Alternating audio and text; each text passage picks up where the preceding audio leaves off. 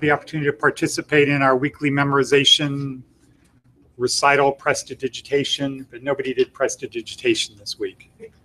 Sure did. What is prestidigitation? Magic. Right. So that's the way you get out of doing recitation is prestidigitation. So today we have a special guest that Randy Voyard had arranged to come in. And Randy, why don't you come up here for a second? And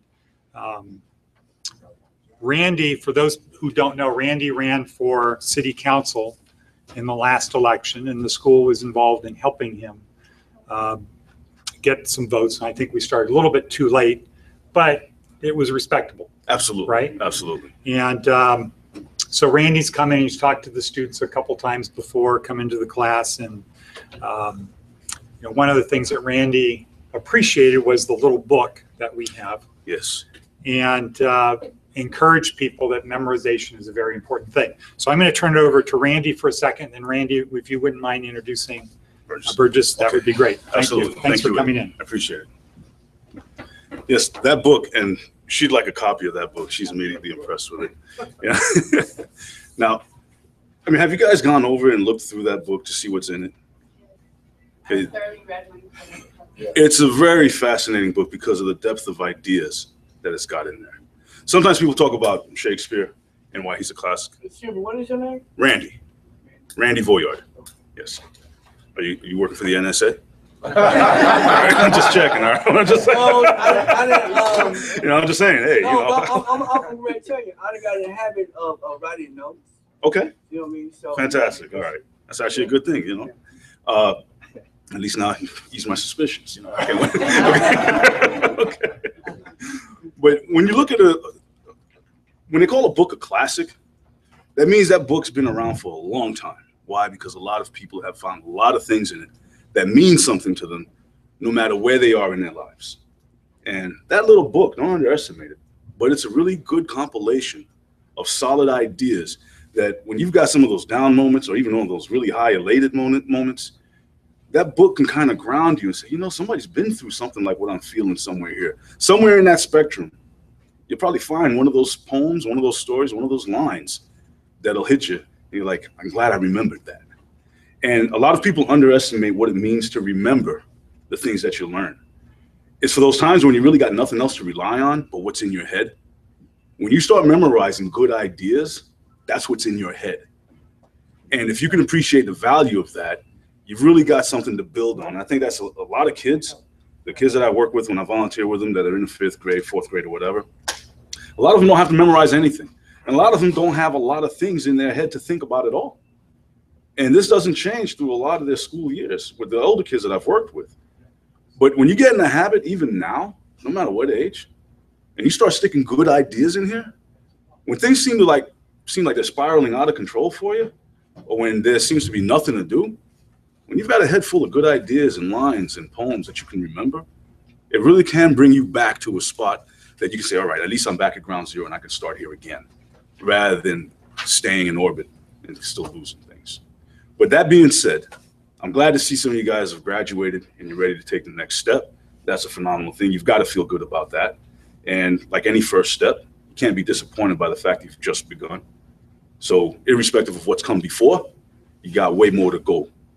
So don't underestimate that part either.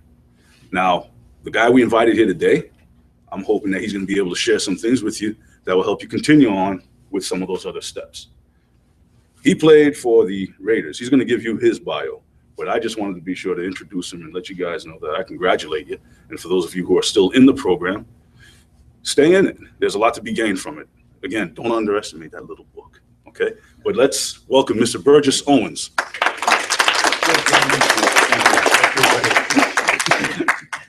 Randy and I just spent a little bit of time driving from the airport to here, and he's always become one of my good friends. And that's what it is when you can connect real quickly.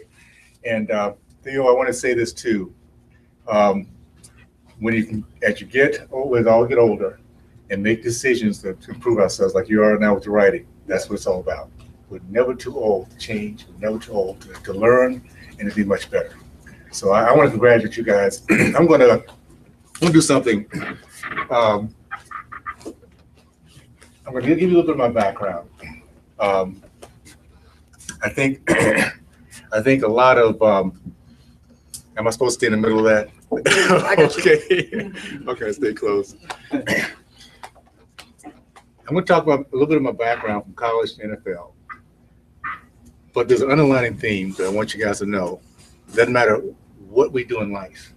We share so much of the same experiences. It's just done in different ways. I'm going to talk about defeat in a way that you guys can relate to on my 13th season.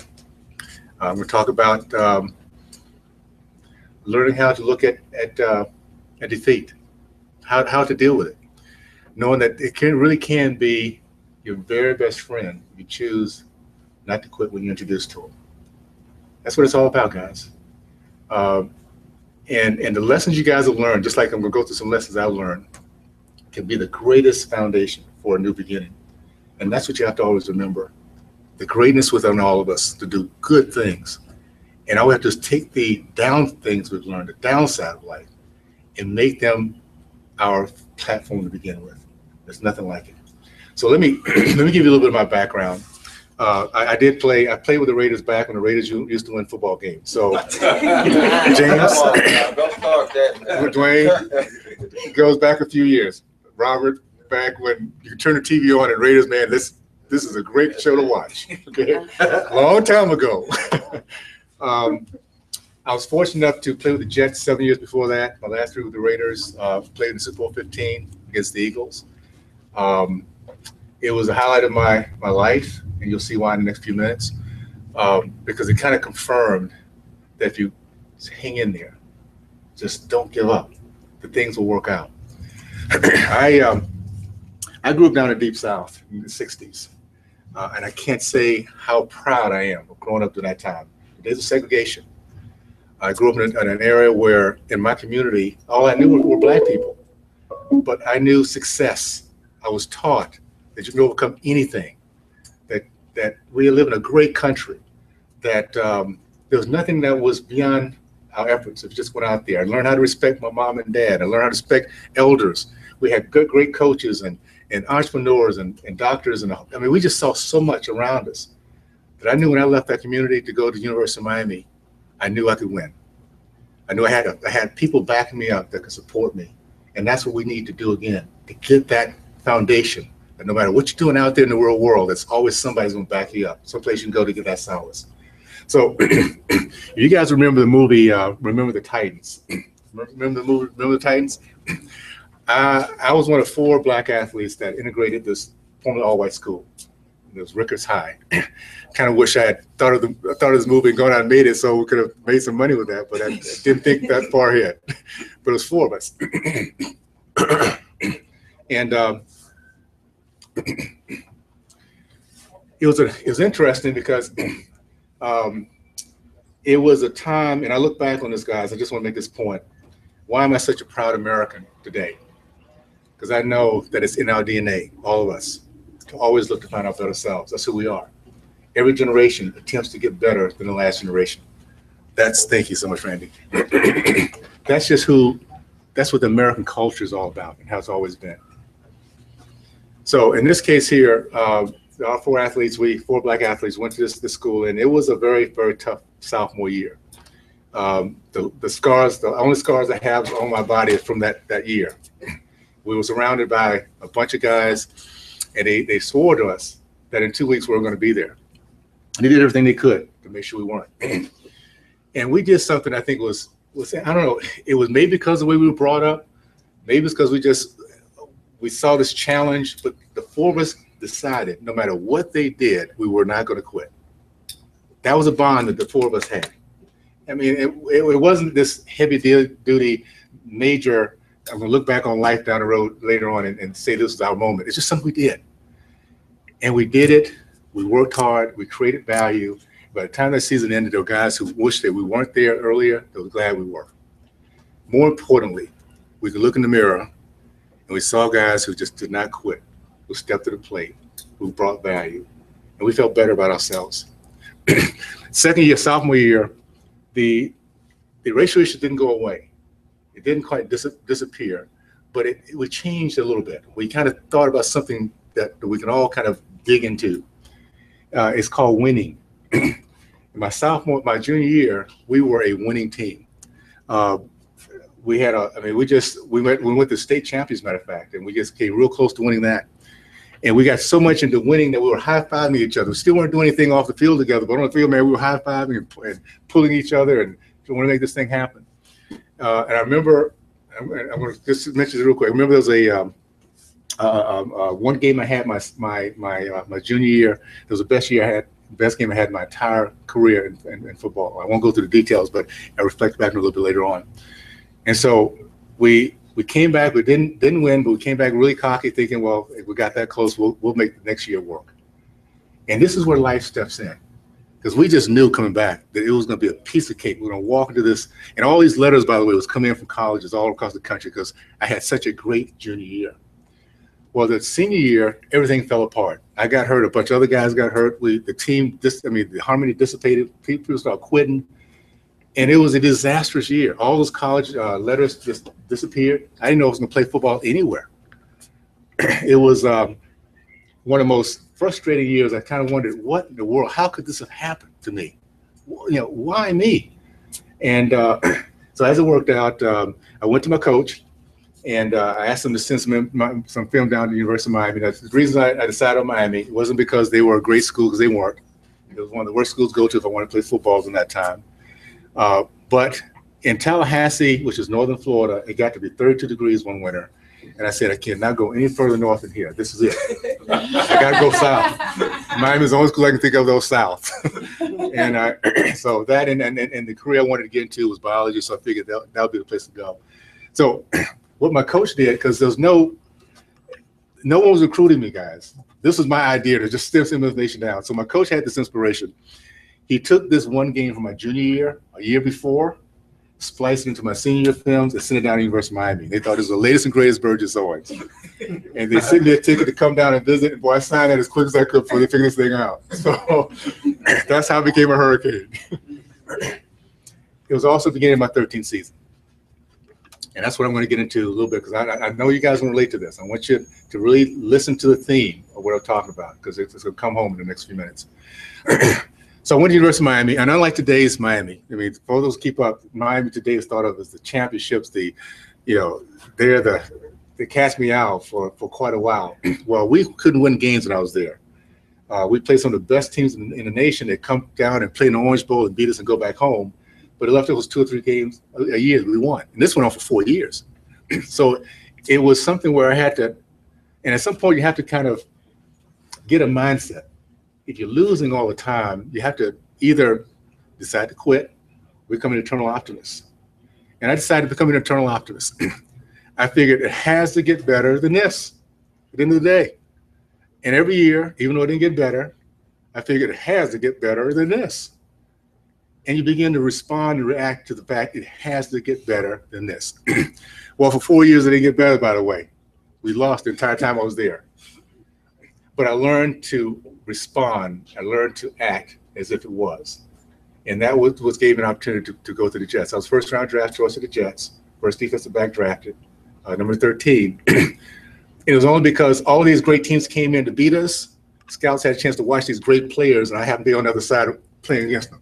That's how the opportunity came along. But I went to the Jets, and I call these my character building years, by the way. Because that's what you do when you're going through tough times. You build a character. And I went to the Jets, and I went to another 7 years of character building years. My graduate program was character building years. 7 years of losing. After 4 years of losing before that, and 1 year losing before that. Now, I know we're talking football, and listen, it's not a game changer. I mean, football is what it is. It's a game. It doesn't change the world. But when your blood, sweat, and tears is on every single day you're out there trying to perform, your self-esteem is based on how can you win. You're comparing yourself with other people that you respect. It could be a very depressing thing to always look up, and the scoreboard is not telling you what you want to see. It was very, very depressing. I remember my 7th year in the league with the Jets. I was thinking about quitting, retiring. I was so tired of losing. You know, it's one thing to, you work hard, but then you look on the TV, you turn the TV on, and they're my buddies in the Super Bowl, or playoffs, or whatever, happy. And I'm sitting at home, not. Now, I want to make a point here because this is also very important. Here I am playing in NFL, making relatively good income. We have the respect of my teammates and people I play against, and I'm depressed.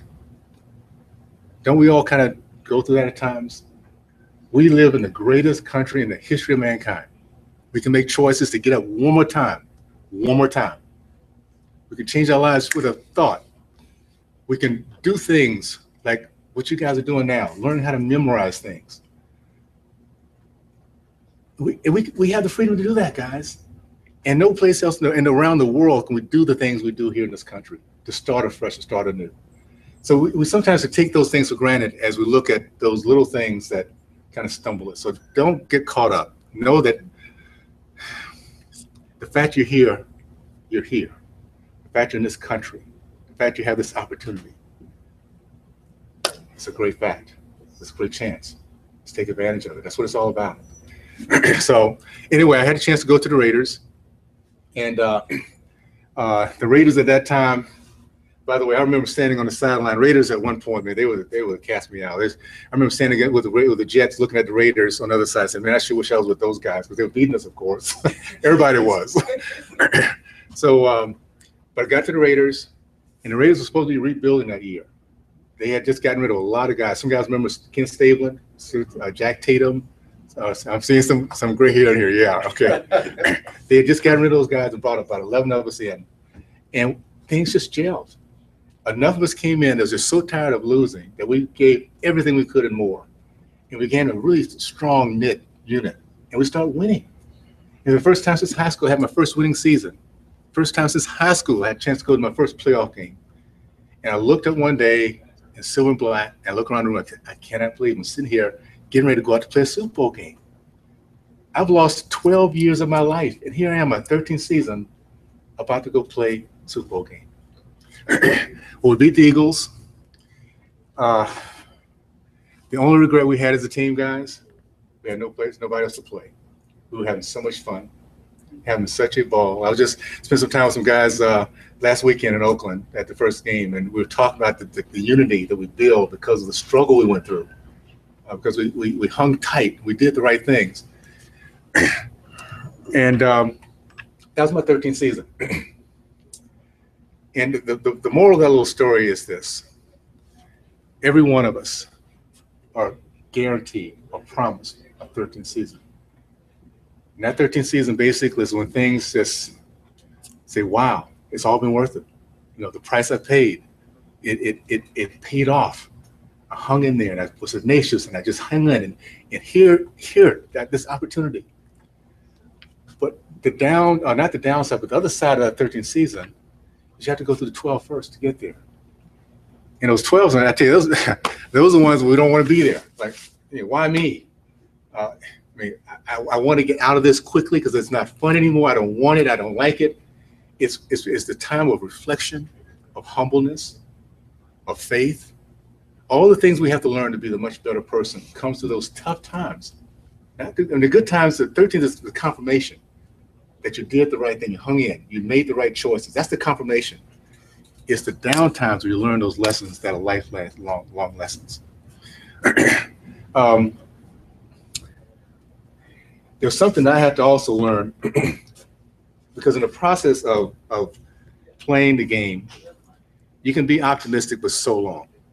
You have to have some way of defining yourself as a winner. I mean, I could look at the scoreboard for so many years and say you're a winner, but the scoreboard is not telling me I'm a winner. So I got to find something else, and I call the camera. I want you guys to keep this in mind because this camera to me paid off big time.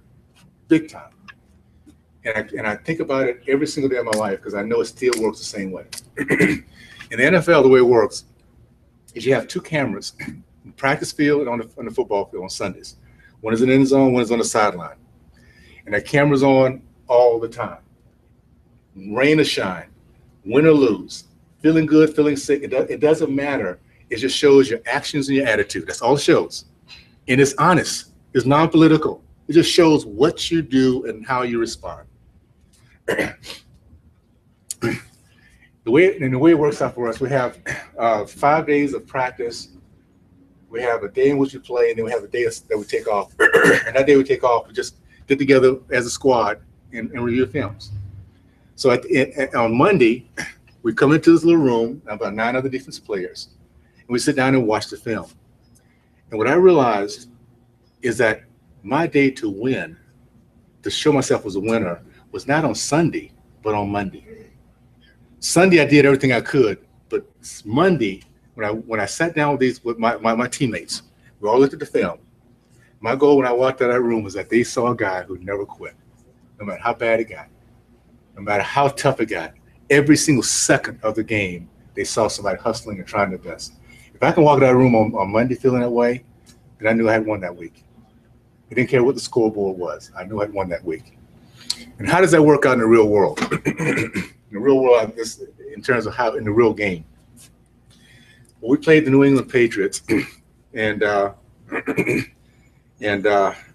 it's interesting how I remember this because it's you know, of all the games I've played,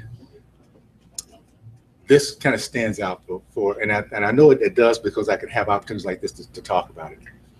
Played in New England, nice sunny day. They had a habit, a tradition. I don't know if they still do this or not, but in the old days, they used to shoot off this cannon every time they scored a point, scored a touchdown. This cannon would go off. The score was 53-3. We were losing, of course. So that cannon was going off all day long, I'm telling you. 2 minutes left in the game. Defense squad is on the field. I remember exactly what side of the field I was on. I remember looking at the clock. 53-3, 2 minutes left. And in my mind went, what can I do to change this game around? Now, if anybody knows about the game, nothing changed. We didn't win that. We lost 53-3. But I tell you what was important to me and why I think I remember it, because as impossible as it was, my mindset was, what can I do? Because of that, I played those last 2 minutes as if I could change it. I hustled the last 2 minutes as if I can change the game around. And it was because of that activity, I was trying to impress those guys. My goal was basically on Monday, my nine different players, so they would feel proud that they were associated with someone that didn't quit. But you know who else was watching those games? The Oakland Raiders, Al Davis, the Raider coaches. Somewhere in that little meeting, they watched the game and said, maybe this guy can help us. Maybe this guy can be a part of our team. And a year later, it wasn't just 9 guys in a little room with playing for. It's a Super Bowl game in front of millions. A year later. It wasn't that one game. It was 12 years of playing and learning about success. And learning that failure is your best friend if you don't quit when you're introduced.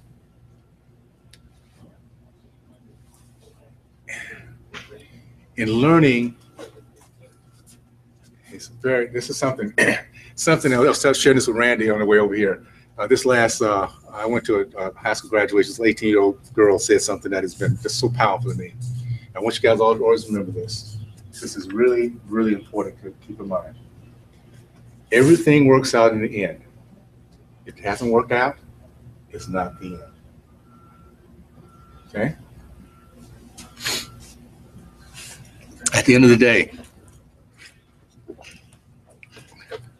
it's our goal in life to become eternal optimists. To know that this is not the end, it's just the beginning. That this decision today changes the rest of my life. And this decision tomorrow changes the rest of my life. And every single day becomes a habit. 2 minutes left in the game, 53-3, it doesn't matter. We can make things happen.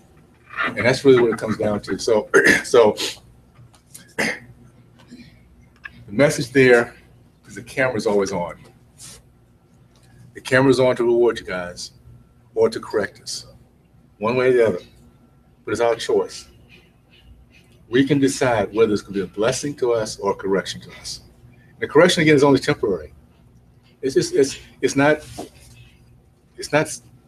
that Heavenly Father's given up on us. He just wants it to change, to get back on track, so he can really give us the blessings that he wants to give us. So the camera is always on. There's no room dark enough. There's no lock strong enough. It's there. He wants to bless us. So just keep that in mind. Just make those little decisions that'll end up giving you, when it's 2 minutes left, and you look at the scoreboard and everybody else has quit, you don't care, you don't matter. Because it's not about the scoreboard anymore. It's about your activities and your actions. I want to share something with you guys, and I'm going to open this up in the next few minutes just to get some questions from you. But I want to share something with you because I think that I normally don't share when I talk. So I think it's important that you understand that the great thing about this life we go through is that we all have the opportunity to learn the same lessons. God is no respecter of person. He allows everyone. And sometimes success looks easy and nice and pretty, and that's only to the outside observer. Inside, there's a lot of things going on with people that are trying to be successful. They're like the duck in the water, the legs are paddling like crazy, man, and on the top, they just look like they're cruising. They're just having, believe me, we're all trying to learn the same lessons. And there's a lesson I had to learn about humbleness. So it was a real big one for me. See, I left the game my 10th year. It was actually, I left at a point where I had just had one of my better seasons. I was all pro and leading the team in interceptions and getting ready to go for a new contract. But I had something that I believe my passion, my goal in my life, because of the way I grew up, because of my parents, is to some way have a great impact on my race, to make a difference. And I thought that was the time for me. So I retired, started my own business, and the way I'd always thought things, man, if I work hard enough at anything, it's going to work out. Just let me work. 7 years later, it didn't work out. My business went under, and so did I. Bankruptcy. Something I never thought would ever happen. It was one of the most humbling experiences I've ever gone through. To look at one day, 4 kids, and my wife, we're living in the basement of my mother-in-law little apartment in Brooklyn. Chimney sweep. I was willing to do whatever it took. I remember as a chimney sweep just for a few months, but I was doing it at the same time. I was a security guard at night. I remember being on top of this guy's roof. He recognized, again, I was in New York, and so my name was still pretty big there. He recognized this guy was the same one just playing 7 years ago on television. He came out and looked up and just stared at me for 5 or 10 minutes. Couldn't believe it was the same guy playing NFL just a few years ago, cleaning my chimney. I learned a couple lessons. Number one, if we're not humble, we will be humbled with the ED. The ED is one that hurts a little bit more, so try to voluntarily stay humble, because we all have to learn those lessons. The other thing is, it doesn't matter where you are now, it's what you do now. And what you do now is everything it takes. There's nothing too low to make sure we're doing, as long as we're doing the right thing. I didn't mind being a chimney sweep. I didn't mind being a security guard from 12 o'clock in the morning till 8 o'clock in the night. Whatever it took, because I knew it was temporary. There's 2 minutes left, 53 to 3. Just do whatever it takes. Because of that process, doors begin to open. And those doors now have given me an opportunity to do some really good things. I'm doing some things that I really love doing at this point. I run my own business. And we have some very, very good opportunities ahead of us. But it's those times when things weren't going well that I look back on, and I looked at the kind of person that I was willing to be and the things I was willing to do that allows me to feel good about success. So Rachel, I can appreciate that emotion.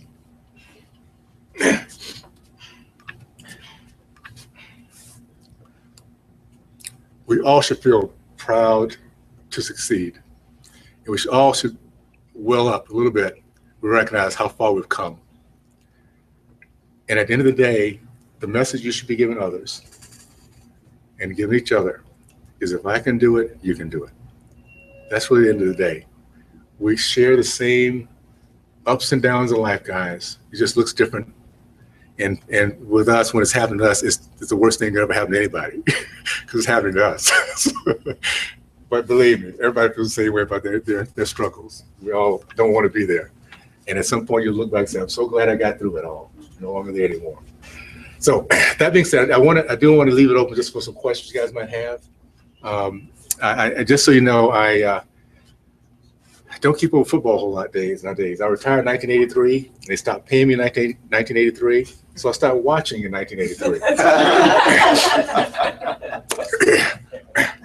That's the way it works for me. I was watching Red of One. There we go. All right. There we go. Somebody knows his history. Okay. Dwayne remembers those days. Those some good, those good days. Good days, though. Yeah, I'm those are good 60, baby, but like I say, I'm from Oakland. I'm from the streets. Yeah, yeah. So about Oakland, how the street life was. I was up in the thick of things. I mean, Felix, Mickey Mo, running dope, and everything else. So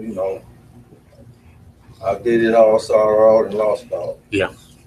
Well, the great thing, again, I grew up with a dad who served in World War II, and to his last day on this earth, one of his proudest points was that he was a war veteran. He served his country, and I was brought up to know and recognize the greatness of a country that gives us second chances, and third chances, and fourth chances. It's as many chances we want to take. So, Dwayne, I'm glad you're here, buddy, and I'm glad your story can encourage others to now how to move on. That's what we're all about at this point. Okay. Any questions? Can you speak more about the book you wrote? About the what? The book you wrote? About the book I wrote? Okay. I wrote a book called It's All About Team. The exposing the talented 10. It's pretty much just a summary.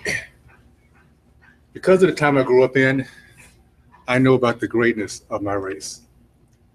I know of the great potential of my race. I know what we can do and what we've done. And that story's not being told today. 50 years later, we have gone down so quickly to what we used to be and what we were. So the book was basically about our history, about our crossroad, a point at which we went from being entrepreneurs and being visionaries, building Tuskegee University, being the kind of people that could take a licking and keep on kicking. We didn't feel sorry for ourselves. We didn't feel like we were victims. We taught our kids, no matter how bad things get, you can get up again and go at it. You can overcome anything, in the classroom and in the football field. So this book was basic about what I saw happening. And the fact there are people out there that make a lot of money on people being poor and hopeless. There is a mentality, an elitism, black and white, and unfortunately for us, too many blacks that do so well by keeping us dependent and hopeless, jobless, without education, because it gives them a good job. It gives them a good position. And it bothers me because if anybody should be blessed in this country that's given so much, it should be the black community. We should be blessed. And the message has to come out, how do we get the blessings? How do we do what the Cubans did, the Vietnamese did, the Chinese did, the French did, when they came to this country and assimilated? The Haitians did, the Jamaicans did. There are people who come here and they recognize the greatness of this country and they go out and build their own business and they take care of their families and they give back to the community and they don't sit down and say, well, what do you have for me next? And that message has to come back because we're capable. And just like what you guys are doing, I don't want you to miss, to devalue what you're doing. You need to understand there are eyes watching you. You can be such an inspiration to somebody who's looking at what your decision you're making today and saying, if he can do it, if he can do it, she can do it, I can do it too. And that's how we pull ourselves away from the malaise, from the hopelessness, one at a time, family at a time. And then once we get there, telling people how we did it. Not getting this high horse that I'm something special, because none of us are any more special than anybody else. So we just figure out how to get through this maze, some of us. And we're still trying to figure out how to get through this maze. It never ends. Know that. That's life. It never ends. You just go to a different level and have more responsibility. That's all. So the decision you guys have made already, I'm telling you, if we want to change around our community, you keep it going. You keep moving forward. Because it's just one life at a time that we impact. And all of a sudden we can turn around and impact another life or two. And we look at a decade or 2 days later and realize, wow, what a difference we made just by a little decision we made. So I just want, I don't want to close down if you have any other questions. Anybody else have any questions? That was a long answer to a short question, wasn't it? Gosh. Okay. All right. Any questions?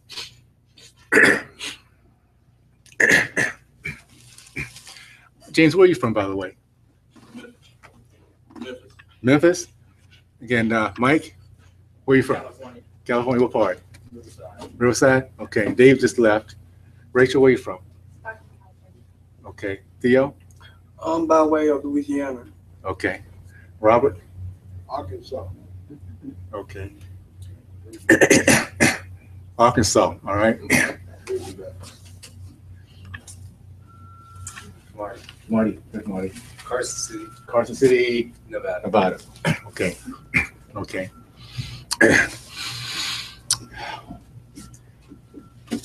What I just went through, last stories, the memorization. You make a decision. I made a decision a few years ago that I'm going to start remembering people's names. Sorry, Marty. I had you in my mind. You were one of my football friends. I just forgot my football friends. So sorry about that. It's never too late to learn. And you start to realize you can get good at it. And I tell you guys, it makes a difference. It makes a very big difference. The little things we can do, Ernie, okay? It's little things like that. And by the way, learn people's names. You'd be amazed how much impression you make. All right? It's a great thing. The other thing will live with us, this story. I left high school. I had been invited to say this prayer at my class graduation. And I never talked before, never spoken before a crowd before. So I asked my good friend, Frank Deal, say, Frank, think I should write some notes or something? Frank, who's never spoken in front of anybody either, by the way, said, no. Just go up there and wing it, man. You can do it. Asked my English teacher, Miss Jackson, what do you think? She said, well, it wouldn't be bad to write a few notes down. Who did I listen to? Frank Deal, of course. Of course. I mean, Deal. Went up there to give this little prayer, and off the top of my head, and I remember as I started saying, man, this is going pretty good. And then everything went out of my head. Nothing. Not even an amen was left. Nothing. So as I kind of slinked down the steps, I swore to myself never to speak before more than 2 people at a time ever again in life. Not going to happen. I'm not going to experience this ever again in life. My very first talk, I remember with the Jets, it was 2 months away, and I studied almost every single day. And I'm going to take this piece of paper. And as I was talking this speech, it was like this, as I was reading to my audience. It's okay to be afraid, guys. Just attack it. Go at it. Go at it. I'm glad I learned a lesson. One last story. I just have to do this last story, and I'm going to be done. Okay. But it's a story that my dad helped me learn that allowed me to stand where I am today. It allowed me to go into sales, which I was definitely afraid of sales when I was younger. One of the guys that was the bully, as the four of us went to Rutgers High, his name was Larry Strickland. Larry was a year older than I was, than we were, when he was an All-American. He represented what a linebacker should be. Tough guy, hard-hitting, but he hated us. He hated us with a passion. One of those scars I just talked about, I have a scar from Larry Strickland where he decided he wanted to step on me with his cleats in a drill. And Larry, I was a running back, and Larry's a linebacker. And Larry just had this thing, he wanted to hurt us. So even when the play was done with, he would find a way to get in there. And the coaches, they for some reason, they weren't seeing it. They missed us. So, and I remember telling my dad how frustrating it was because, you know, this guy was a bully and he was hurting us, hurting me. And Dad said, you know what? We're going to handle that. Said tomorrow, when you go out there, you get that ball, you look for Larry. You go straight at him. Now, that's not the way I've normally done things. It's okay, Dad, but normally I've been running away from Larry, not running to him. But it's amazing. It was almost as if it was yesterday, guys. I mean, what I see in my mind, it's almost as if it was yesterday. I got the ball and the line just opened up just like that. It's like, wow, this pathway. And there was Larry to my right. And I turned to Larry and I ran straight at him and I hit him as hard as I could. I hit him so hard, the coach got mad at me. He thought I was trying to start a fight. He threatened to throw me off the team. I mean, seriously, I hit him as hard as I could. A couple things came out of that. Number one, Larry didn't change overnight, but he began to respect us. The extra bullying began to slow down a little bit.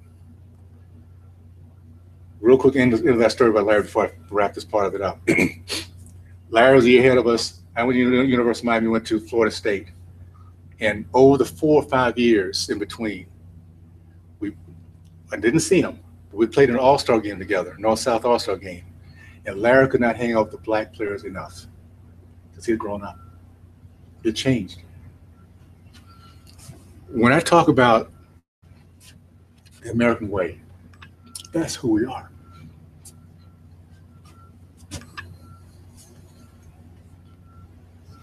If given the opportunity, we will find our better selves. That's just who we are.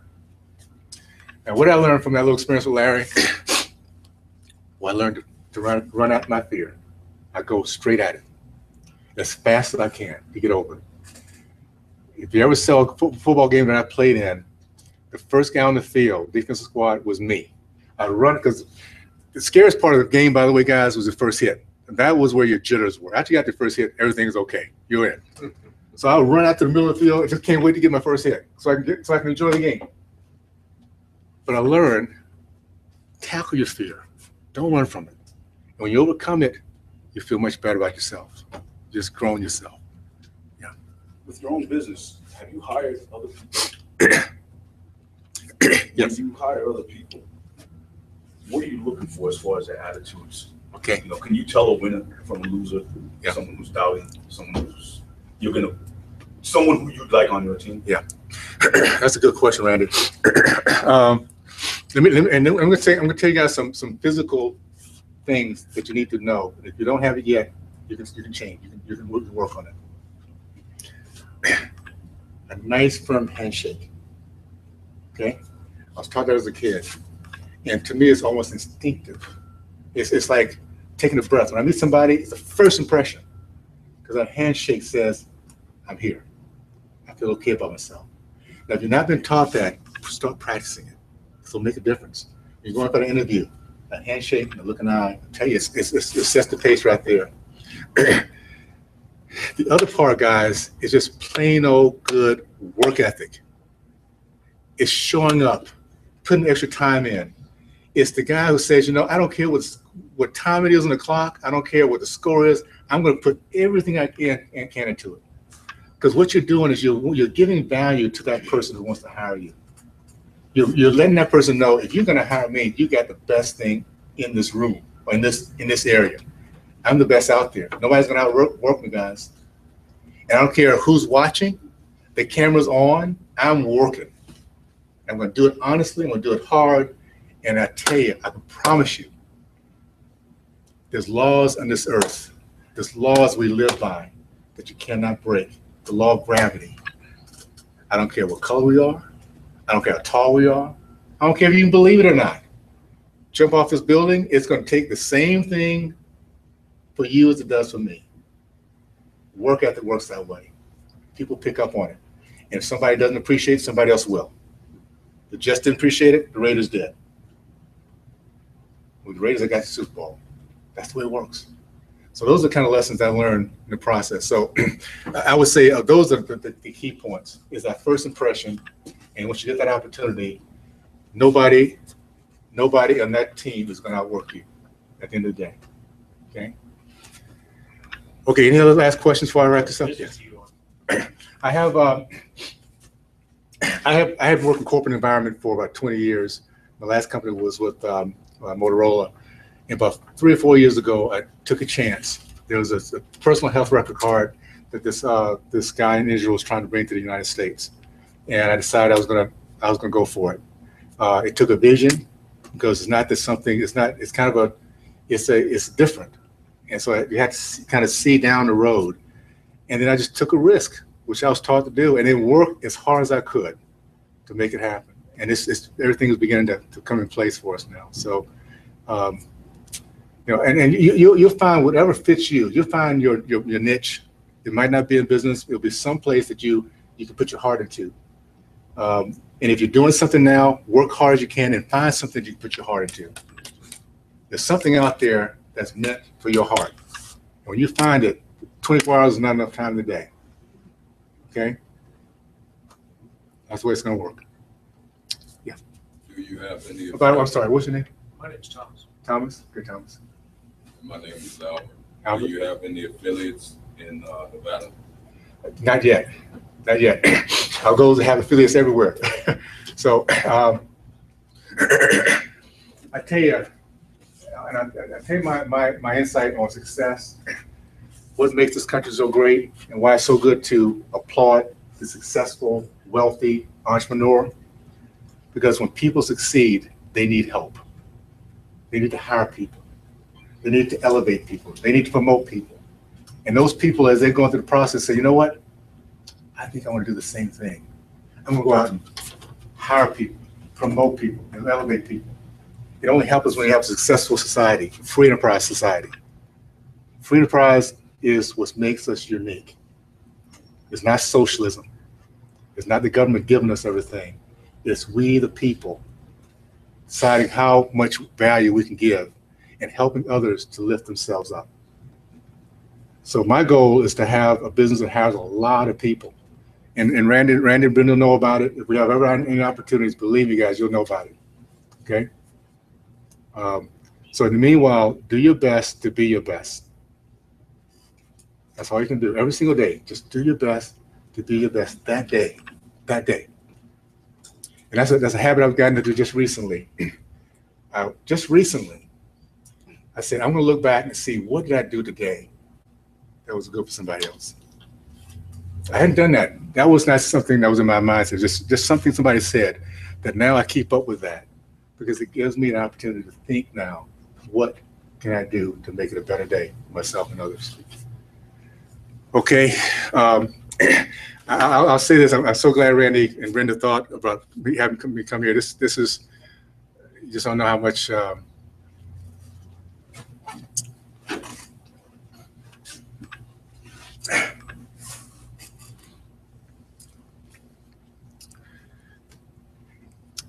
what you guys are doing is awesome. I absolutely love the underdog.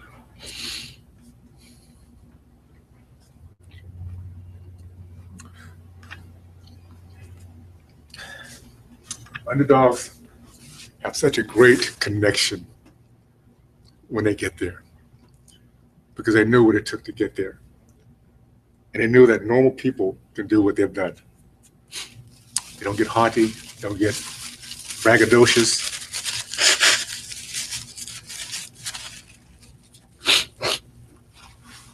This country started off with underdogs.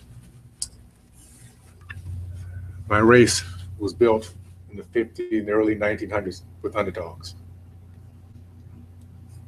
So just know you can probably relate to more people than you'll ever know, because when you're fighting, get back, get a start again, and the score is 53-3.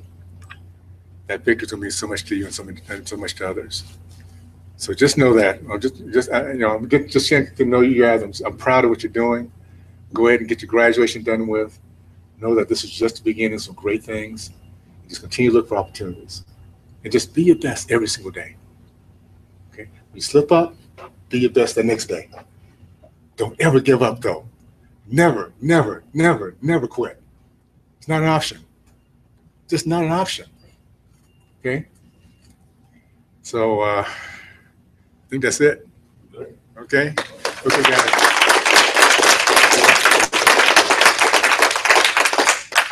Why don't we take a break and maybe you guys can have a little 5 minutes with Burgess and introduce yourselves and take the time. Thank you very much. Okay, world, thank you for being there.